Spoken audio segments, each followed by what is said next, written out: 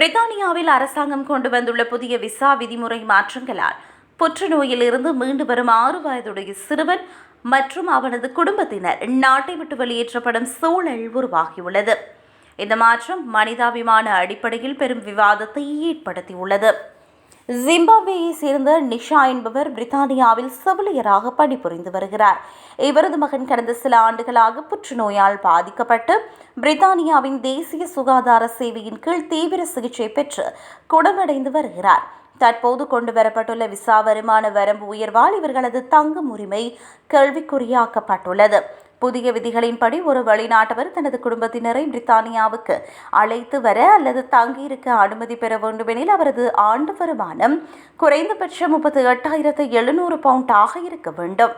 இதற்கு முன்னர் இந்த வரம்பு 18,600 பவுண்டாக மட்டுமே இருந்தது. செவிலியராக பணிபுரியும் நிஷாவின் வருமானம் இந்த புதிய வரம்பை எட்டாததை சிக்கலுக்கு காரணமாகும். நாங்கள் மீண்டும் ஜிம்பாப்வேயிற்கு செல்ல முடியாது. அங்கு என் மகனுக்கு தேவையான உயர்தர மருத்துவ வசதிகள் இல்லை என்று நிஷா கண்ணீருடன் தெரிவித்துள்ளார். புற்றுநோய் பாதிப்பிலிருந்து மீண்டு வரும் சிறுவனுக்கு தொடர் மருத்துவ கண்காணிப்பு அவசியம் என்பதால் தாயகத்திற்கு திரும்புவது உயிருக்கே ஆபத்தாக முடியும் என்று மருத்துவர்கள் எச்சரிக்கின்றனர்.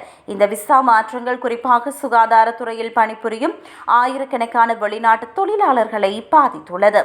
நாட்டின் சுகாதார சேவைக்கு தங்களை அர்ப்பணித்தவர்களையே வருமானத்தை காரணம் காட்டி வெளியேற்றுவது முறையற்றது என்று மனித உரிமை ஆர்வலர்கள் மற்றும் எதிர்க்கட்சிகள் கண்டனம் தெரிவித்து வருகின்றனர்.